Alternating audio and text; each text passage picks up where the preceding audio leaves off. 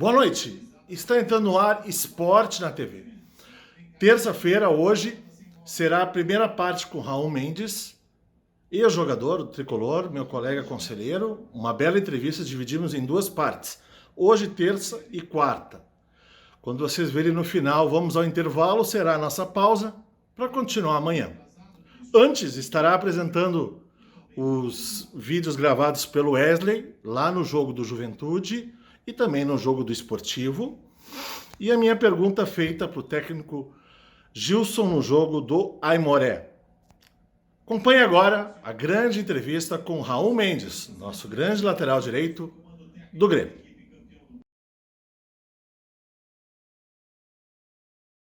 O Esporte na TV esteve nesse domingo aqui no Alfredo Jaconi para a partida entre Juventude e Flamengo, válida pela 7ª rodada do Campeonato Brasileiro da Série A. O Juventude consegue a vitória por 1-0, gol de Matheus Peixoto ainda no primeiro tempo.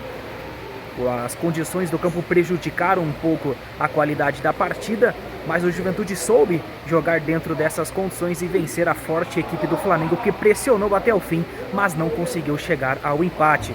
O Juventude agora soma 3 jogos sem perder, vinha de uma vitória sobre o Sport e o empate contra o América Mineiro, e agora vence a equipe do Flamengo e na próxima rodada recebe o Grêmio também aqui no Alfredo Jaconi já na quarta-feira. Já o Flamengo, que veio de vitória sobre o Fortaleza, perde esse jogo para o Juventude e agora visita o Cuiabá na quinta, na sequência do Campeonato Brasileiro da Série A. O Esporte na TV, portanto, esteve aqui em Caxias do Sul nesse início de tarde deste domingo para acompanhar essa partida e contar um pouco mais para você. Wesley Dias, direto do Alfredo Jaconi para o Esporte na TV. O Esporte na TV esteve nesse sábado aqui na Montanha dos Vinhedos para acompanhar o jogo válido pela 4ª rodada da Série D. Confronto Gaúcho, Esportivo e Caxias aqui na Montanha dos Vinhedos. Jogo muito truncado, muito equilibrado, muito disputado, principalmente na segunda etapa. Foi onde saíram os gols. O Esportivo abriu o placar com o Rodrigo Milanês e depois o Caxias conseguiu empatar com o Juliano. O jogo foi muito disputado, como eu falei, e o empate deixa as equipes, pelo menos momentaneamente, no G4 do seu grupo da Série D. Ainda cabe o desenrolar da rodada ao longo desse final de semana. O Esportivo segue sem perder na competição e agora visita o Cascavel na próxima rodada. Já o Caxias vai para outro confronto gaúcho, recebe o Aimoré também na próxima semana no Centenário. Esporte na TV esteve presente aqui no Estádio Cristo Rei para cobrir a partida Aimoré 1, Cascavel 3. Aimoré saiu na frente, 1-0 no primeiro tempo. No segundo tempo, depois dos 25, ocorreram 2 gols em seguida e no final, numa cobrança de pênalti, o terceiro gol. Na próxima semana, clássico gaúcho em Caxias do Sul contra Caxias, tentando a Aimoré voltar às primeiras colocações. O Esporte na TV, sempre acompanhando as competições das equipes do Vale Gaúcho. Última pergunta do Cláudio Mitchell, da Vale TV. Em uma partida tão disputada e em vantagem, o que poderia ter sido feito para evitar a virada? E agora, como se busca a recuperação contra o Caxias? Eu acho que nós tínhamos que ser um pouco mais agressivo, né? Principalmente na segunda linha. Os gols foram todas jogadas de lançamento. Nós tínhamos que às vezes, a pessoa vê só a jogada final, né? Eu analiso como um todo. Então nós tínhamos que ser mais pressionantes na origem, não deixar o jogador fazer o lançamento, e agora pensar no próximo jogo. Estamos ali no bolo, é uma experiência, é a primeira vez. Nós estamos jogando com uma equipe que disputa a semifinal do Campeonato Paranaense, uma equipe que nos trouxe muitas dificuldades. Então nós temos que trabalhar, saber o que a gente errou, para que a gente possa nos próximos jogos corrigir esses erros. Está entrando no ar Esporte na TV. Somente gravando aqui em Dois Irmãos, terra querida, terra amada. Um prazer eu tenho hoje para dizer, porque já entrevistamos aqui Leandro Wendling, campeão mundial, e estamos entrevistando um outro campeão mundial, pelo Tricolor Gaúcho. Com muito prazer, tenho como convidado de hoje meu colega conselheiro, Tricolor, Raul Mendes da Rocha. Boa noite, Raul. Tudo bem? Boa noite, Inês. Satisfação falar contigo. E tu registrou bem aí, tu está numa bela cidade, 2 irmãos, e bem acompanhado, né? Com o nosso querido amigo Leandro Wendlen, aí, grande zagueiro do Grêmio, né? De muito sucesso. E essa cidade aí está pequena para vocês dois. Temos bastante história aqui nessa nossa cidade. Mas hoje, então, com essa oportunidade de conversar um pouco, vamos tentar relembrar e falar dessa tua belíssima trajetória como jogador, também um pouco já aí, dirigente, inclusive de clube importante gaúcho, e também essa nossa hoje como colega conselheiro. Vamos começar primeiro como tu te tornaste jogador de futebol? Muito cedo, né? Eu jogava futebol, como qualquer guri, né? Dos anos 60, né? Sou de 64, e passava praticamente a vida, quando não estava estudando, né? Na escola, jogando futebol. E aí, por indicações de amigos, né? Olha, vamos... Um jogava nas escolinhas do Grêmio, eu vou lá, estou na escolinha e tal. E aí um dia ele me levou para fazer um teste, né, nas categorias iniciais, e eu fui completamente descompromissado, muito mais para me divertir e curtir, né, a ida e, enfim, jogar o futebol. E acabei, né, ficando e nunca mais saí. Então, em 1977, né, eu entrei no Grêmio e acabou. A partir daí, ocorrendo aí toda uma vida dentro do Grêmio, desde guri, né, chegando ao profissional. Né. E, óbvio, que além do futebol, me forjou como pessoa também, todos esses anos aí. Toda que tu tiveste, né? E então tu disseste 77, 1977, o ano do título gaúcho que a gente quebrou Sim, do André Catimba. Isso. Que deu a famosa cambalhota. Isso. Tentativa. Aquele gol de 13 segundos dele, né? Do Grenal, do Yura, né? Tu estava num período. Sim. Mas era uma outra estrutura de base, né? Não nem se compara ao que temos hoje, né? Tu fizeste todo esse período até a parte profissional que iniciou em seguida, e depois com grandes títulos. Como é que foi esse período? Eu fui precoce todo o tempo dentro do Grêmio, né? Eu sempre estava uma categoria acima da que eu deveria estar, né? E já em 1981, com 16 anos, eu fui convocado para a seleção brasileira, né? E não, era a bateria ali, se acabar, era a bateria que estava aparecendo. Em 1981, eu fui convocado para a seleção brasileira, né? E eu era o único atleta do Grêmio convocado na época. Do Internacional tinha o Aloísio e o Pedro Verdun, depois o Dunga, né? E eu fiquei indo todo o ano de 81, depois o ano de 82, né? E fiz, enfim, aí a partir daí fiz um relacionamento com vários atletas hoje que são amigos aí especialmente de WhatsApp e de encontros aí uma vez por ano no Rio de Janeiro, que é Dunga, Jorginho, Bebeto, Hugo, João Brigatti. Junto, então, praticamente, né? O próprio Aloísio, quase Pedro Verdun. Olímpica, quase. Só que foi o Inter. A seleção foi campeã mundial, né? Isso. Eu disputei um na Rússia e depois teve também um no México, né? Essa seleção foi campeã. Daí eles até falam, campeões também de 83. Né? Campeão e que era o Jair Pereira, o técnico, mas o primeiro técnico que me levou foi o Antoninho, que era uma referência na CBF, né? Antoninho, muitos anos. O preparador que era que trabalha com o Luxemburgo até hoje, né? Que é o agora me fugiu o primeiro nome dele, ó. Não é o Antônio. Agora me fugiu. O preparador físico que acompanha o Luxemburgo aí há 500 anos, aí já teve no Grêmio também. Daqui a pouco eu me recordo.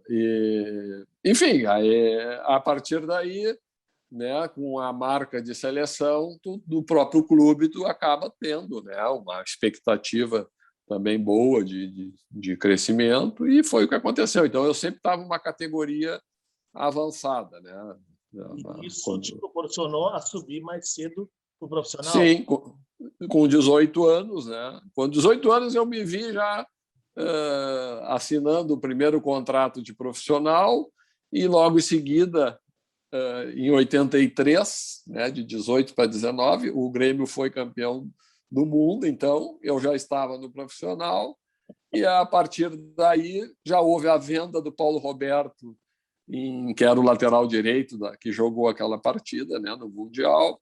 Foi vendido, o Grêmio foi campeão em dezembro, ele foi vendido em fevereiro, se eu não me engano. Em março fevereiro, por aí, já era o titular da lateral direita do Grêmio com 18 para 19 anos, né? Então, a partir disso, claro, a trajetória foi toda também sendo precoce, né? Como profissional do Grêmio. Então, tive momentos muito, muito importantes na carreira, né? O Grêmio, como eu disse, trouxe todo uma história de alegria, de felicidade aí, né? E era um grupo muito bom, né? Tecnicamente, um grupo realmente de jogadores de personalidades, todos, né? Não tinha ninguém que baixava a cabeça, né? Pelo contrário. A turma toda. Tu conhece o Leandro aí? Era tudo faca na bota. Baidec, era tudo faca na bota, não tinha mimimi. E nós tínhamos, inclusive, depois tivemos um preparador físico, que era o Gilberto Tinho, o Rubens Minelli, que eles não admitiam que tu caísse no campo e ficasse enrolando com dorzinha, né? Tu tinha que levantar, mostrar a cara feia para o adversário, limpar a poeira ali e tal, e segue o jogo. Então, isso te mostrava uma força, né? O adversário te olhava com muito respeito, assim, né? O outro olhar. Hoje não, hoje o jogador cai, rola, mas daí até é bom tu bater no jogador que rola e cai. Então cai aí, então. E naquele tempo não tinha isso, não tinha cair, não tinha. Lembraste muito bem, eu acho que o nosso telespectador, poucos vão lembrar mais, da nossa idade para cima, do Gilberto Tim, que era o nome referência na preparação física, no final da década de 70, início dos 80, né? Isso, nós trabalhamos com o Tim, hoje já falecido, no Grêmio em 1985. O Grêmio foi bicampeão gaúcho e o técnico era o Minelli e ele. Era uma dupla muito boa, né? Já tinham passado pelo Internacional também com títulos, né? E ele era o que tinha de mais, na época, diferenciado na preparação física, né? Ele chegava ao ponto de, naquelas preparações de gramado lá que tu ia fazer pré-temporada, trabalhar em 4 períodos. Então, alguns atletas trabalhavam, eu era um deles, trabalhava de manhã antes do café, né? Corria lá x tempo, meia hora, 40 minutos, voltava, tomava o café, daí treinava de novo, voltava, almoçava, descansava, treinava à tarde, e de noite aí tinha lá um grupo que ele chamava que ia fazer exercício localizado lá de bicicleta, peso e não sei mais o que. Então, o cara que aguentasse esse tranco aí ia embora, né? Mas, então, assim, é um cara diferenciado, né? E o teu período no Grêmio foi até quando? Porque depois houve um período ali de transição que tu pegaste tantos muito vitorioso e mais alguns outros clubes. Eu saí do Grêmio em 87, né? Foi o início de um gauchão, que foi em fevereiro, entrou tipo agora, assim, meio descoordenou o ano do futebol, e ele entrou em janeiro e fevereiro, entrou jogando ali. Então, fevereiro nós estávamos disputando aí um gauchão, assim, né? meio atravessado ali o ano. Então, eu estive no Grêmio até fevereiro de 1987. Né? E aí fui contratado pelo Santos. Né? Tinha, na época, 4 clubes querendo me levar. Os 4 de São Paulo. Corinthians, Santos, Palmeiras e São Paulo. Né? E dentro desses clubes, aí o Santos estava montando lá o melhor time do Brasil, né?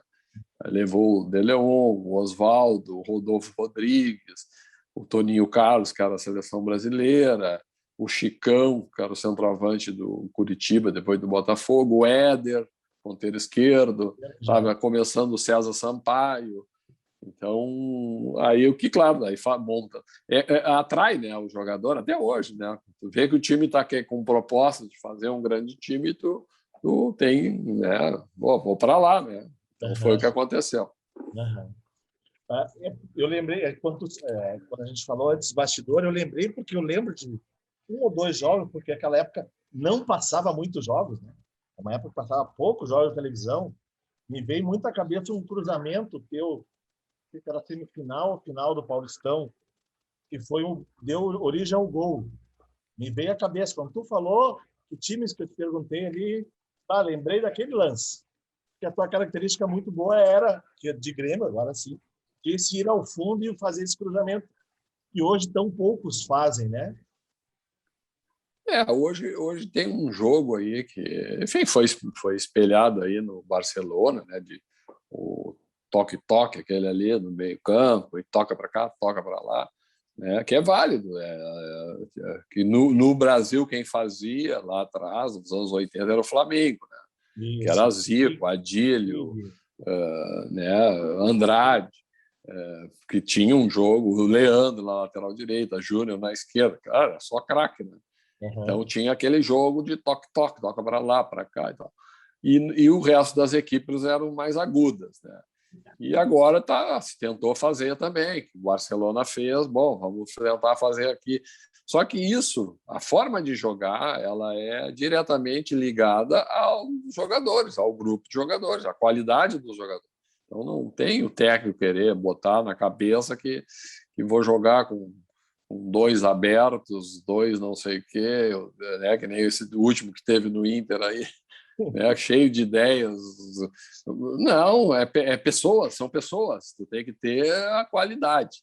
Aí tu consegue montar vários esquemas, né? Então é isso, são adaptações, né, enfim, os estudiosos aí do futebol, né, tentam fazer, mas o que vale mesmo é se tu tem o elemento humano bom, com qualidade, para fazer o que tu quer. Aí tu muda, varia, enfim, aí tu pode fazer qualquer coisa, né? Mas, voltando ao Grêmio, para a gente fechar nesse primeiro bloco ainda, qual é a maior lembrança para ti, fora ali que me mostrou a faixa de 83, mas para ti, jogando, qual é a maior lembrança tua jogando no Grêmio? Olha, o Grêmio teve uns momentos de títulos, né, que na época que era o que tinha, de competições internacionais nos torneios ali, julho e agosto, né? Ganhava. Exatamente. Ganhamos uma vez contra o Barcelona, outra ocasião nós ganhamos contra o Stuttgart, né? Jogamos contra o Ajax. E esses títulos obtidos lá no exterior era enfrentamento das maiores equipes do futebol mundial, né? E o Grêmio ia muito bem, muito bem. E aí era isso, tu te preparava nessas competições, ganhava lá o que tinha que ganhar, e ainda voltava para o Brasil aí com muito mais confiança, né? O jogador ganha confiança, né? Quando tu joga em campos maravilhosos, já era bom na época os gramados, né? Continua ainda, mas tu vem para o Brasil com coisa, né? Outro poder assim de te colocar à frente às competições e tal. É o que tinha assim e marcava muito, né? Porque eram viagens muito boas, né? Onde tu passava 30 dias fora praticamente. E, claro, no fim já estava louco para voltar para a tua terra, né? Mas aproveitava bastante, assim, né? E era tudo garoto, tudo guri, né? Então era só coisa boa. Era a parte boa, eram essas competições aí, né? E agora eu estou me lembrando, eu sempre fui muito ligado tanto ao futebol quanto ao Grêmio. Na época, Correio do Povo era o mais forte, né? Do que a Zero Hora. Eles mandavam um repórter e saía a matéria, ia junto com você, e era só eles que divulgavam alguma coisa que era o Correio do Povo naquela época ainda, né? Sim, não tinha as redes sociais, né? Então viajavam sempre repórteres, às vezes era um de cada equipe, né? Às vezes da Zero Hora, às vezes da Correio do Povo, né? Enfim, eram os que mais mandavam, né? Os dois que disputavam, assim. Então iam, e aí as notícias vinham sempre através dessas figuras que viajavam, né? Então, porque não tinha o telefone, celular não existia. Não. O WhatsApp, óbvio, também não existia, né? Era a ficha telefônica ou... Era a ficha. Eu me lembro, eu mandava para os familiares, eu mandava cartão postal, assim, né? Isso. Então, imagina, a comunicação era por carta e cartão. Não tinha essa facilidade que nós temos hoje, né? Exato. Mas era bonito, porque tinha toda uma história, né? Do sujeito que ia da imprensa, ele vendia as notícias do jeito dele, mas como ele estava junto, circulando com a gente, almoçava, jantava, estava lá, ele tinha que cuidar do que falasse, porque tomava uns tapas na orelha, né? Hoje nem isso tem, né? Hoje nem o cara fala, tu nem encontra o cara, nem conhece. Se passar na rua, nem sabe quem é. Naquele tempo, não. Naquele tempo, os caras viravam teu amigo, como até hoje, né? Eu tenho vários amigos na imprensa daquela época. É uma outra relação, né? Uma relação que ficou de amizade, né? Tu ajudava o repórter a crescer com as entrevistas, tu ajudava.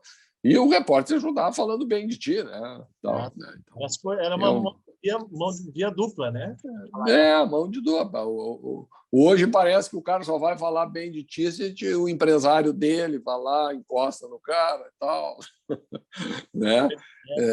Não, até foi pauta de algumas discussões aí na imprensa gaúcha esses dias, a diferença que era, porque se cobria treino. Eu lembro ainda de faculdade, olha que fazem 30 anos. Eu, Eduardo Moreno, que é o narrador da Sport TV, em 92 nós fizemos a Copa do Brasil, tanto Beira-Rio quanto Olímpico, entrando nos vestiários, fazendo gravação e, sabe, entrava, falava com todo mundo dentro dos vestiários. Sim, era outra relação, né? Uma relação de aproximação, né? Hoje mudou, lógico, aí tu vai dizer, não, mas é a evolução, e enfim, tem assessor de imprensa, daí ele que escolhe quem vai dar entrevista. Hoje, com a pandemia, escolhe qual a pergunta que praticamente vai ser feita, né? Então, deu uma tolhida assim, nessa liberdade, né? De entrevistar, enfim, de ouvir das pessoas, né? Então, mas é isso, também mudou, né? Temos que entender que por diversos fatores não tem que se adaptar, né? Eu, na minha profissão aí também, hoje estou completamente sem a necessidade de comparecer no fórum lá. Eu ia dizer. Os processos físicos viraram eletrônicos, né? Da noite para o dia. Então tu não tem clientes, tu já atende só virtual, não precisa se encontrar, porque ele te manda os documentos escaneados, né? Em PDF. Cara, para mim tá ótimo, né? Olha aqui, vou contar uma curiosidade. Vamos lá. Fiz um processo aí de um senhor aí, de uma curatela, né? o juiz não fez as perguntas que ele deveria fazer para entrevistar uma pessoa quando ela está na fase de uma interdição, né? O juiz passou para mim fazer as perguntas, né? Então, eu fiz a função do juiz, né? Por quê? Porque é uma situação de confiança. O juiz, o advogado tem também seu munus público, né? Ele não pode, agir de má fé, enfim, de prejudicar ou mentir. Então, tem uma regra aí que ela é importante. Nessa aí, o juiz confia, não tá. Então, o senhor faz essas perguntas aqui, manda para nós. Então tá. Faz um vídeo, manda. Né? Eu tomei pau para ver como é que eu ia mandar o tal de vídeo, qual é, como é que é o tipo de não sei o quê. Como é que manda. Aí depois que eu vi que era muito fácil, né? Eu falei, mas que maravilha. Então, quer dizer, nem isso mais a necessidade tão importante, né? Do que o magistrado lá venha ouvir, não, faz as perguntas, eu faço, só do jeito que o sujeito vai falar, ele vai ver se o cara está dizendo a verdade, está mentindo, né? Então,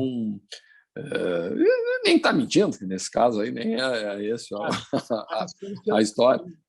Mas então, assim, para te ver que até isso mudou. As pessoas têm que confiar no que as outras estão falando, né? Então, também tem isso, né? Então, por isso que eu acho que tem que ser rápido mesmo. Como é que é a história do... Ou tu anda na linha, ou tu vai ser queimado aí. Vai responder por isso. Rapidinho, nós vamos ao nosso intervalo e já retomamos um prosseguimento da carreira do Raul.